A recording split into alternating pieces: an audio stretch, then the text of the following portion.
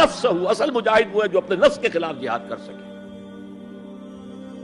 تمہارے اندر یہ دشمن تو بیٹھا ہوا ہے، تکڑا ہے، تمہیں کنٹرول کر رہا، چلے آؤ باہر کے دشمنوں سے جہاد کرنے کے لیے. تم نے ٹانگے کو گھوڑے کے آگے باندھ دیا. اور ایک دفعہ حضور سے پوچھا گیا ای الجہاد افضل یا رسول اللہ، اے اللہ کے رسول سب سے افضل جہاد کون سا ہے؟ فرمایا ان تجاہد نفسک فی طاعت اللہ، اپنے نفس کے خلاف جہاد کرو، اسے اللہ کا مطیع کرو. یہ جو اندر کی کشمکش ہے، کشاکش ہے، یہ جہاد فی سبیل اللہ کا نقطہ آغاز، اللہ کا مطیع بنانا ہے نفس کو. اس کے ساتھ دو سب لیول اور ہیں. اس نفس کو بھڑکانے والی ایک قوت ہے انویزیبل، اور ویزیبل بھی ہے. انویزیبل قوت سب سے بڑی ابلیس، شیطان لعین، اور اس کے چیلے چاٹے جنات میں سے. اور ویزیبل میں انسانوں میں جو اس کے ایجنٹ ہیں، جو فحاشی کو کلچر کا نام دے، یہ اس ابلیس کے چیلے ہیں. ان کے خلاف جہاد نہیں کریں گے آپ. اگر آپ ان کے خلاف ایگریسو ایٹیٹیوڈ اختیار نہیں کریں گے تو آپ ان کے دباؤ میں آ جائیں گے. ان الشیطان لکم عدوا فاتخذوہ عدوا، اے لوگو یہ شیطان تمہارا دشمن ہے، اس کو اپنا دشمن سمجھو. وہ تمہیں سبز باغ دکھاتا ہے، بدی کو مزین کر کے دکھاتا ہے، اچھے اچھے نام اس کے رکھ دیتا ہے، اور تمہیں آمادہ کرتا ہے بدی کے ارتکاب پر. نہیں، وہ تمہارا دشمن ہے. افتتخذونہ وذریتہ اولیاء من دونی، تم مجھے چھوڑ کر اسے اور اس کے چیلے چانٹوں کو تم اپنا دوست بناتے ہو. نہیں، شیطان کے خلاف جنگ کرو. اور تیسرا اس پر سب لیول کیا ہے؟ معاشرہ اگر بگڑا ہوا ہے، اس کا عمومی رجحان برائی کی طرف ہے، تو سوشل پریشرز آپ کو ادھر دھکیلتے ہیں. جیسے کہ اگر کوئی موب جا رہا ہے تو اس کے ساتھ چلنا تو بہت آسان ہے، وہ خود ہی آپ کو دھکیلتا ہوا لے جائے گا. اس کے خلاف چلنا بہت مشکل کام. ہو سکتا ہے آپ بڑی زور لگا کے 4 قدم آگے بڑھیں، پھر کو ریلا آئے 10 قدم پیچھے لے جائے. تب دو ہی راستے ہیں، زمانہ بات و سازت تو بعد زمانہ بے ساز. یا تو پیسو معاملہ ہے، زمانہ تمہارے ساتھ سازگاری نہیں کرتا، چھوڑو تم زمانے کے ساتھ سازگاری اختیار کر لو، چلو تم ادھر کو ہوا ہو جدھر کی. ایک یہ ہے کہ نہیں، زمانہ بات و سازت تو بعد زمانہ ستیس. زمانہ اگر تمہارے ساتھ سازگاری نہیں کر رہا تو زمانے سے جنگ کرو، لڑو، ریزسٹ کرو. تو 3 جہاد ہو گئے فرسٹ لیول کے. 3 سب لیولز: نفس امارہ، اڈ، لیبیڈو، نفس حیوانی کے خلاف جہاد، اس کو بھڑکانے والے، وسوسہ اندازی کرنے والے، اس میں پھونکے مارنے والے، شیطان اور اس کی ذریت مانوی اور ذریت نسلی، جنات اور انسانوں میں جو اس کے ایجنٹ ہیں، ان کے خلاف جہاد. معاشرے کے خلاف ایک سٹرگل. اب یہ 3 جہاد آپ نے کر لیے، اللہ توفیق دے ہم میں سے ہر ایک کو. تو اب یہ جہاد آپ کے جسم سے باہر نکلے گا، خارج میں آئے گا. دوسری منزل ہے نظریاتی تصادم. اگر آپ نے ایمان کا نظریہ اختیار کیا ہے تو الحاد کا نظریہ رکھنے والے بھی موجود ہیں. آپ نے توحید کے نظریے کو اختیار کیا ہے تو مشرکانہ عقائد رکھنے والے بھی موجود ہیں. They are bound to resist. اس کے خلاف جہاد کرنا ہوگا، محنت کرنی ہوگی، اپنی بات کو دلائل سے ثابت کرنا ہوگا، اپنی بات کو اچھے انداز میں حسن اسلوب سے لوگوں کے دلوں تک پہنچانا ہوگا. ظاہر بات ہے وقت لگے گا، جان کھپے گی، اور اگر آپ انتہائی سنسیئر ہیں یہ آپ کا ایک لائف لانگ اور ہول ٹائم جو ہے آپ کی انگیجمنٹ ہوگی. ہے اینڈ ٹائم از منی. جہاد بالمال، جہاد بالنفس.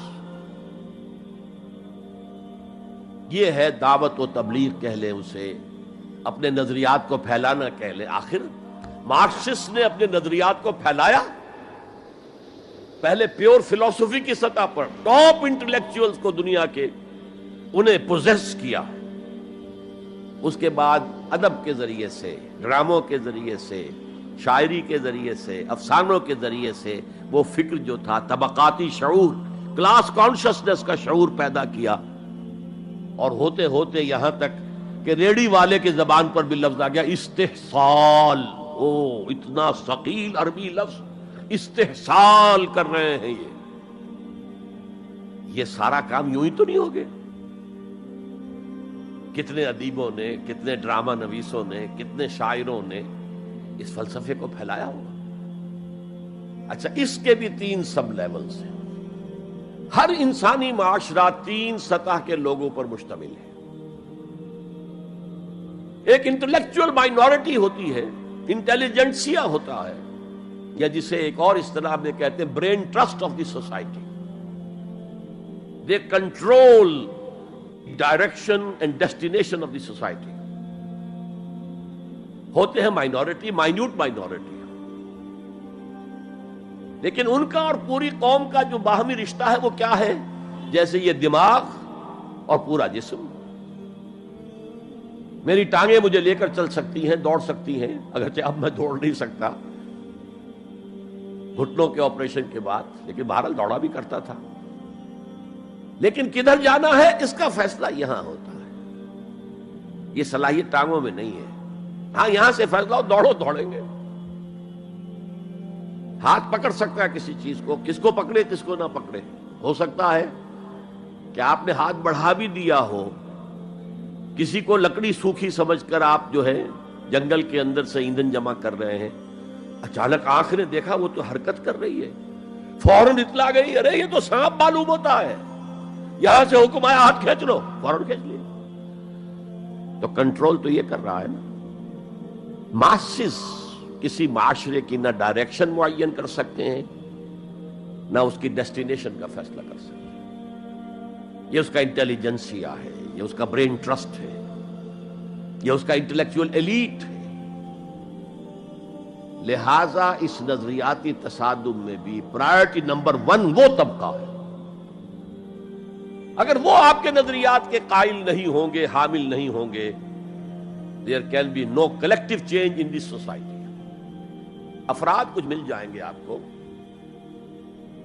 افراد کے اندر ہوتے ہیں جو قبول کر لیتے بس، لیکن معاشرہ ان کے کنٹرول میں. اور اس سطح کے لوگوں کو دعوت دینا، تبلیغ کرنا آسان کام نہیں.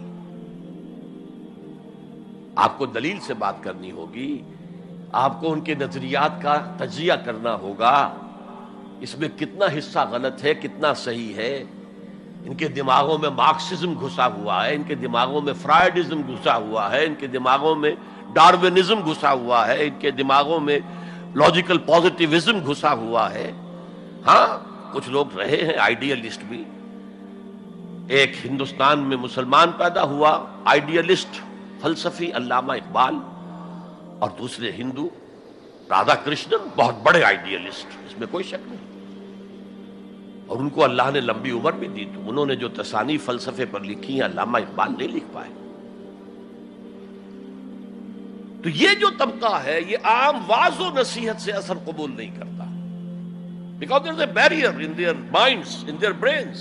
You have to pierce through that barrier, and only then you can approach their hearts.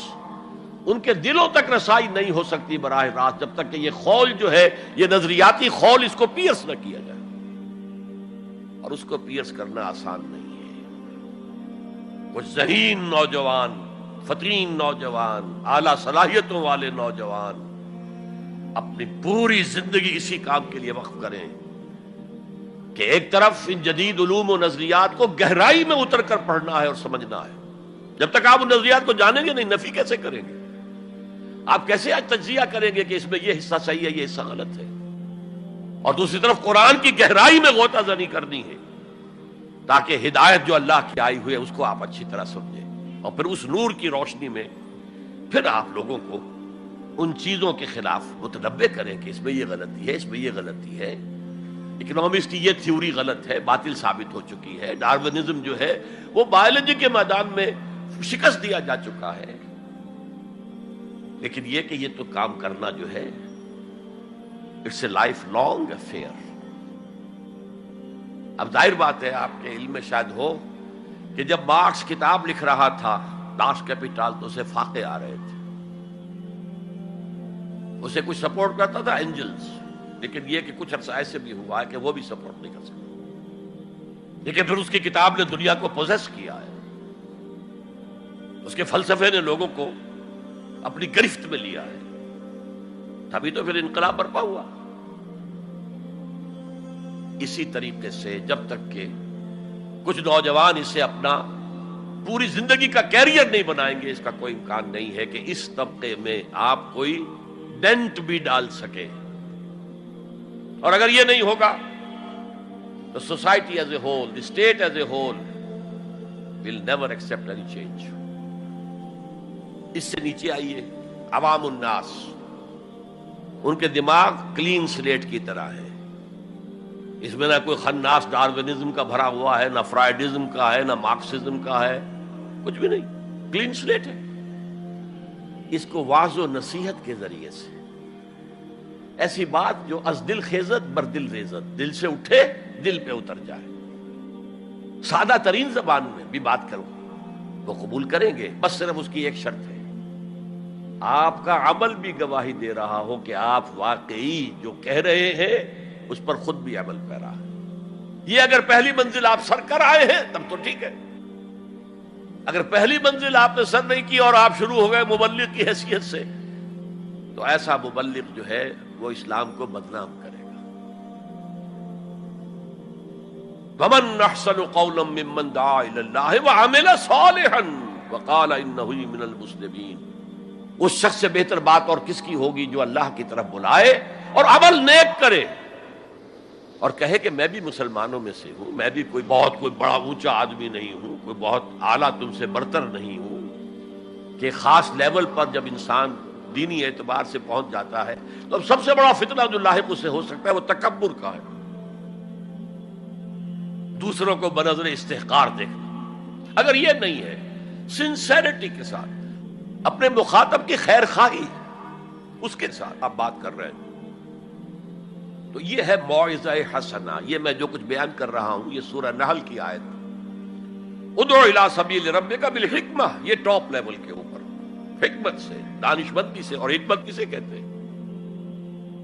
عقل کا سفر فطرت کی رہنمائی میں، اس کا نتیجہ حکمت ہے. عقل خالص کا نتیجہ فلسفہ ہے. فلسفے کی منزل سکیپٹسزم ہے یا ایگنوسٹسزم ہے، لادریت ہے یا ارتیابیت ہے. ثم لم یرتابوا آج ہم نے پڑھا ہے، وہی ارتیابیت ہے. تھرڈ لیول ہے کہ ہر معاشرے کے اندر کچھ جنہیں ہم سمجھیں گے کہ گمراہ کن طبقات ہیں، گمراہ کرنے والے، ان کی تبلیغی سول سروس موجود ہوتی ہے، انہیں تنخواہیں ملتی ہیں اسی کی کہ وہ آپ کے نظریے کی نفی کریں اور اپنا نظریہ، اپنا عقیدہ پھیلائیں. یہ لوگ ادھار کھائے بیٹھے ہوتے ہیں، یہ سمجھنے کے موڈ میں کبھی نہیں ہوتے. ان کا تو انداز مناظرانہ ہوتا ہے، بس سمجھنا سمجھانا پیش نظر نہیں ہوتا. You have to meet them in their own elements. اگر نہیں کریں گے تو عوام الناس پر بہت برا اثر ہوگا. عوام الناس جو ہیں وہ تو پھر زیر اثر آ جائیں گے ان کے. جیسے کہ پادری فینڈر آیا تھا انڈیا میں ابھی جب کہ ایسٹ انڈیا کمپنی کی حکومت شروع ہوئی تھی. کلکتے ہی سے انگریز شروع ہوئے تھے، کلکتے ہی سے مشنری وقت شروع ہوا تھا، وہیں پہلا پریس لگا تھا، وہیں اردو کی بائبل چھپی تھی. اور اس نے تمام مسلمان علماء سے مناظرے کیے، بنگال کے، بہار کے، یو پی کے، سب کو ہراتا ہوا، شکست دیتا ہوا دلی پہنچ گیا. اور دلی کی جامع مسجد کی سیڑھیوں پر کھڑے ہو کر اس نے اعلان کیا، اے مسلمانوں، میں وہاں سے یہاں تک آ گیا ہوں، تمہارا کوئی عالم میرا مقابلہ نہیں کر سکا. اس کی وجہ یہ کہ ہمارے علماء نہ بائبل پڑھتے تھے نہ تورات پڑھتے تھے. ان کا اصل سبجیکٹ تھا فقہ، اس لیے کہ انہیں سرکاری جو حکومت مسلمانوں کی تھی اس کے اندر قاضی اور مفتی کے عہدے اور قاضی اور خطیب جامع مسجد کے یہ عہدے تھے. تو سول سروس کے لیے جو نصاب بنا ہوا تھا وہاں، اس میں قانون کی اہمیت تھی سب سے زیادہ. تو فقہ پڑھتے تھے، اور وہ لوگ تیار ہو کر آتے تھے پوری طرح عربی سے واقف ہے، قرآن سے واقف ہے، تو مقابلہ کیسے ہو؟ اور اگر اس وقت کوئی شخص مقابلے میں نہ آ سکتا. ایک تو عجیب بات نوٹ کیجئے کہ اس وقت اسلام اور توحید کا دفاع کرنے والا سب سے بڑا ایک ہندو تھا، راجا رام موہن رائے. آئینہ تثلیث اس نے کتاب لکھی ہے جس میں کہ ٹرینٹی جو عیسائیت کی بنیاد ہے اس کی نفی کی اور توحید کا اثبات کیا. بہرحال پادری فینڈر کے مقابلے میں کوئی اگر نہ آتا تو کیا اثر ہوتا علماء پر؟ ویسے ہمیں انگریزوں نے فتح کر لیا، ہمارے مذہب کو عیسائیوں نے فتح کر لیا، لیکن اللہ کا فضل ہوا، کرم ہوا. ضلع مظفر نگر کا ایک قصبہ کیرانہ ہے، مولانا رحمت اللہ کیرانوی رحمت اللہ علیہ، وہ میدان میں آئے، انہوں نے شکست فاش دی فینڈر کو، بھاگ گیا ہندوستان سے. تو یہ جدال اس کو قرآن کہتا ہے، مناظرہ نہیں، عام لفظ استعمال ہوتا ہے مناظرہ، قرآن کہتا ہے مجادلہ. لیکن اس کے لیے بھی کیا کہتا ہے؟ جدال بھی کرو تو خوبصورت طریقے سے، گالم گلوچ نہ کرو، لوگوں کی توہین نہ کرو، ان کے جھوٹے معبود ہیں تو انہیں گالیاں مت دو، شریفانہ انداز میں بات کرو. یہ 3 لیولز دعوت. ظاہر بات ہے کہ اس طرح کے مناظرے کے لیے بھی اسپیشل ٹریننگ کی ضرورت ہوتی ہے. اگر آپ ان مذاہب کی گہرائی میں نہیں اترے ہوئے، ان کی تاریخ کی جو ہے پورا پس منظر آپ کو معلوم نہیں، ان کے اسکرپچرز کو آپ نے نہیں پڑھا ہے، تو آپ کیسے کریں گے مناظرہ؟ تو یہ 3 سب لیولز ہیں دعوت و تبلیغ کے، جہاد کے، جس میں جان بھی لگتی ہے، مال بھی لگتا ہے. ایک ادعو الی سبیل ربک بالحکمہ for the elite, intellectual elite, والموعظۃ الحسنہ فار دی کامن ماسز، وجادلہم باللتی احسن، اور جدال اور مجادلہ کرو ان کے ساتھ، لیکن بہت عمدہ طریقے سے، خوش اسلوبی سے. اس میں تہذیب ہونی چاہیے، شائستگی ہونی چاہیے. اگر وہ کہیں اس سے نیچے گر رہے تو مت گرنا. 2 لیولز اور 6 سب لیول ہو گئے. اب آئیے، اس کا چوٹی کا جہاد ہے نظام کو بدلنا. مارکسزم کو مانا ہے تو فرض ہے کہ کمیونزم نافذ کرو. یہ سخت ترین مرحلہ ہے، اس لیے کہ ظاہر بات ہے کہ خلا تو کہیں ہے نہیں، کوئی نہ کوئی نظام تو ہے.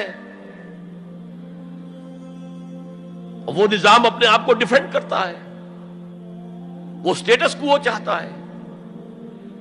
اس کے ساتھ جو پریویلیج کلاسز ہیں وہ چاہیں گی نظام یہی رہے.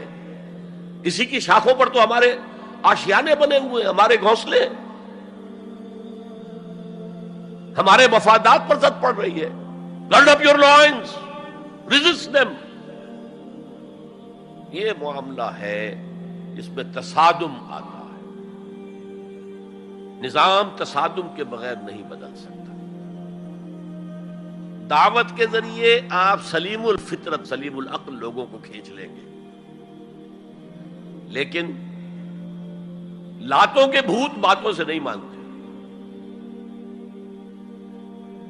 جن کے ویسٹڈ انٹرسٹ ہے وہ نہیں چھوڑیں گے. ان میں سے بھی ہو سکتا ہے نکل آئے. ابو بکر صدیق انہی میں سے تھے، عثمان غنی انہی میں سے تھے، لیکن نکل آتے، لوگ نکل آتے. لیکن اکثریت ان کی وہ ڈٹ جاتی ہے. گارڈ اپ یور لائنز، اپنے مفادات کا تحفظ کرو، بچاؤ اپنے مفادات کو. تو تصادم بیکمز انیویٹیبل، انیویٹیبل، انیویٹیبل. اس تصادم کی بھی 3 سٹیجز ہیں. وہی میں نے کہا تھا نا، 3 سب سٹیجز ہر سٹیج پر. پہلی یہ ہے جسے پیسو ریزسٹنس کہا جائے گا. ظاہر بات ہے کہ کانفلکٹ تو انقلابی لوگوں نے پیدا کیا ہے نا. معاشرہ تو بس رہا تھا، غلام اپنے قسمت پر شاکر و صابر تھے. غربا کہتے تھے ہماری تقدیر ہی یہ ہے، ٹھیک ہے. اسی لیے تو مارکس نے کہا کہ یہ اوپیم آف دی ماسز ہے مذہب. اس نے کانفلکٹ کس نے پیدا کیا؟ جس نے کہا یہ غلط ہے، یہ نظام صحیح نہیں ہے. یہ ریپریسو ہے، یہ ایکسپلائٹیٹو ہے، یہ ڈسکریمنیٹو ہے، اس میں تقسیم دولت کا نظام غلط ہے. ایک طرف ارتکاز دولت ہے، دوسری طرف احتیاج ہے، بھوک ہے، مفلسی ہے، قلاشی ہے. جو یہ کہتے ہیں تو گویا کہ ایک تالاب پرسکون تھا، اس نے پتھر تو آپ نے مارا نا. اب جو لہریں اٹھیں گی تو be prepared to face the music. چنانچہ اور مارو ان کو قتل کرو، ان کو جیلوں میں ٹھوس دو، ان کو یہ کرو، ان کو وہ کرو. اس سارے معاملے میں پہلی سٹیج ہوگی اس نظریاتی اور نظام کے تصادم میں ٹیک آل پرسیکیوشن وداؤٹ اینی ریٹیلیشن. اگر آپ وائلنٹ ہو گئے فرام دی ویری بگننگ تو جو پاور اس وقت ہے موجود، جو نظام ہے اس کو ریپرزینٹ کرنے والی جو حکومت موجود ہے، وہ آپ کو کرش کر کے رکھ دیں گے. You have to buy time. اور اس کے لیے کیا ہے؟ وہ تمہیں مارے تم جواب نہ دو، وہ گالی دے تم انہیں دعائیں دو، وہ پتھر مارے تم پھول پیش کرو. ادفع باللتی ہی احسن، بہترین انداز میں دفاع کرو. اسے کہتے ہیں پیسو ریزسٹنس. حضور کی سیرت میں پورے 12 برس یہ حکم تھا. This was the order of the day. No retaliation whatsoever, no raising of hands even in self defence. اور یہ میں آپ کو بتا چکا ہوں، مہاتما گاندھی نے کہا سرحدی گاندھی عبد الغفار خان سے کہ میں نے یہ عدم تشدد جو ہے، تشدد کا جواب تشدد سے نہ دینا، یہ میں نے سیکھا ہے حضرت مسیح سے اور حضرت محمد سے صلی اللہ علیہ وسلم. حضرت مسیح کی زندگی پہلی سٹیج ہی پر تک رہی، آگے کی وہ مہم چلی ہی نہیں، اس لیے کہ آپ کو ریسپانس ملا ہی نہیں. کہتے ہیں کل 72 آدمی ایمان لائے تھے ان پر، اور ان میں سے بھی 12 تھے جو ان کے مخلص ساتھی تھے، حواریین تھے، ہر وقت ساتھ رہتے تھے. اور ان میں سے بھی ایک وہ تھا جس نے غداری کر کے گرفتار کرایا ہے، ان کی اپنی روایت کے مطابق. اس کو چھوڑیے، تفصیل میں نہیں جانے کی ضرورت نہیں. تو بہرحال اس سے اگلی سٹیج کیسے آتی ہے؟ دعوت وہ دیتے رہے، دعوت دیتے رہے، وعظ کہتے رہے، یہ سب کچھ کرتے رہے. سیکنڈ سٹیج تک رہے، تھرڈ سٹیج تک تو جب تک کہ قوت حاصل نہ ہو you can't proceed. If there's no response you can't go forward. لیکن یہ کہ حضور کی زندگی میں اگلی سٹیج آ گئی. ساتھی آئے، انہیں مارے کھانی پڑی، دہکتے ہوئے انگاروں پہ لٹایا گیا، جانوروں کی لاشوں کی طرح ان کی گردن کے اندر رسیاں باندھ کر انہیں گھسیٹا گیا گلیوں کے اندر. سب کچھ ہوا ہے، برداشت کیا. انہیں قتل بھی کیا گیا. حضرت سمیہ، حضرت یاسر پہلے مقتولین ہیں، میاں بیوی رضی اللہ تعالی عنہما. سب کچھ ہوا ہے، برداشت کرو، اسبرو، صبر کرو. اس کا ایک بہت بڑا نتیجہ نکلتا ہے. اس معاشرے میں جو سائلنٹ میجورٹی ہوتی ہے، وہ سائلنٹ میجورٹی سائلنٹ تو ہوتی ہے، ڈمب تو ہے، ڈیف نہیں ہے، بلائنڈ نہیں ہے. وہ بلال کی چیخیں تو سن رہی ہے نا، وہ دیکھ رہی ہے کس طرح دہکتے ہوئے انگاروں پر خباب بن الارت کو لٹایا گیا. یہ جو سائلنٹ میجورٹی ہوتی ہے اب یہ سوچتی ہے یہ ان کے اوپر کیوں یہ تشدد آ رہا ہے. کیا بلال نے آقا کی کوئی چوری کر لی تھی؟ کہیں خدا نہ خواستہ خاکم و دہن آقا کی بیٹی کی عزت پر ہاتھ ڈال دیا؟ کیا کیا تھا جو یہ آقا جو ہے امیہ ابن خلف یہ کچھ کر رہا ہے اس کے ساتھ؟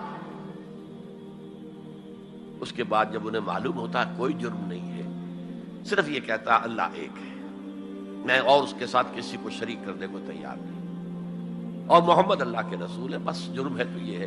اب اس کا کیا اثر پڑتا ہوگا اس سائلنٹ میجورٹی کو، اس کا آپ اندازہ کر لیجیے. ان کی ہمدردیاں اندر ہی اندر ان کے ساتھ ہو رہی ہیں، اگرچہ وہ گئے ہیں اپنے لیڈروں کے دباؤ کی وجہ سے. غزوہ بدر میں مفتوح تو پہلے سے ہو چکے تھے، جو دلوں کو فتح کر لے وہی فاتح زمانہ.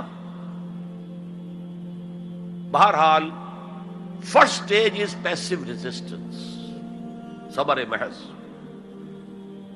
سیکنڈ جب ذرا محسوس ہو ہمارے پاس طاقت ہے، we can risk a direct confrontation with the system، تو اس نظام کو کہیں سے چھیڑا جائے دکھتی رگ کو. دیکھیے گاندھی جی کی موومنٹ میں عرض کر چکا ہوں، پہلے کیا تھا؟ Non violent, naan cooperation. کوئی جرم تو نہیں ہے، ہم نہیں پہنتے تمہارے کپڑے،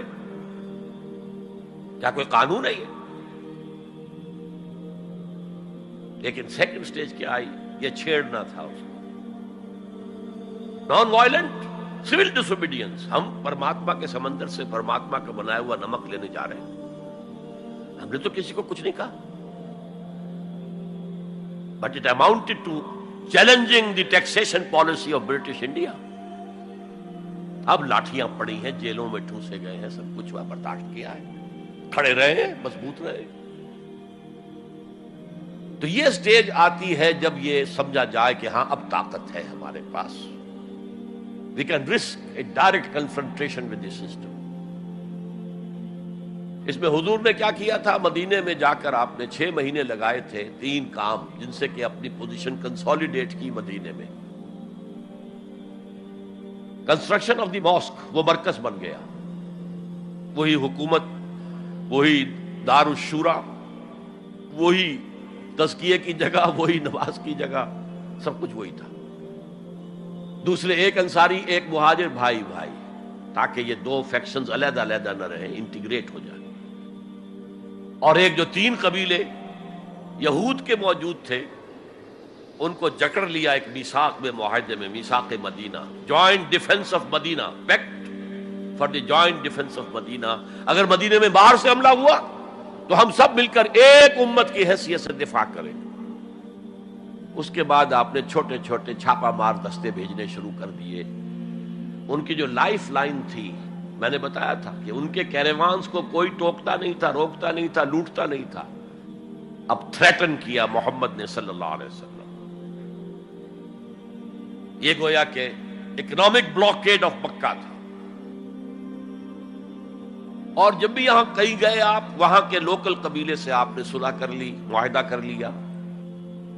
یا تو وہ پہلے قریش کے حلیف تھے، اب حضور کے حلیف ہو گئے، یا انہوں نے کہا کہ صاحب ہم نہ آپ کے ساتھ نہ ان کے ساتھ، نیوٹرل رہیں گے، نہ آپ کے خلاف ان کی مدد کریں گے، نہ ان کے خلاف آپ کی مدد کریں گے. ان دونوں کا نتیجہ یہ ہوا کہ zone of political influence of Quraysh started diminishing. یہ 2 ریزنز تھیں کہ پھر پوری طاقت کے ساتھ قریش نے ریٹیلیٹ کیا ہے.